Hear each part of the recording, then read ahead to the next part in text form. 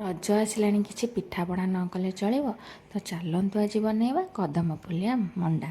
ତ ସେଥିପାଇଁ ଚାଉଳ ଚୁନାକୁ ଅଳ୍ପ ପାଣିରେ ମିଶାଇକି ସେଇ ମଣ୍ଡକୁ ଗରମ ପାଣିରେ ଦେଇକି ତାକୁ ଅଳ୍ପ ଅଳ୍ପ ମିଶାଇକି ତା ଦେହରେ ଚାଉଳ ଚୁନା ପକାଇକି ଗୋଟେ ଚାଉଳ ଚୁନାର ଜନ୍ତୁଣି ତିଆରି କରିବା। ତାପରେ ସେଇ ଜନ୍ତୁଣିକୁ ହାତରେ ଭଲସେ ଚକଟିକି ମଣ୍ଡା ପିଠାର ସେପ୍ ଦେଇକି ଛେନା ନଡ଼ିଆ ଗୁଡ଼ର ପୁର ଦେଇକି ତାକୁ ଏମିତି ବନ୍ଦ କରିଦେବା। ତାପରେ ରେଡ଼ି ହେଇଯାଇଛି ଆମର ଏଠି ସବୁ ମଣ୍ଡା ପିଠା ଗଢ଼ିବା।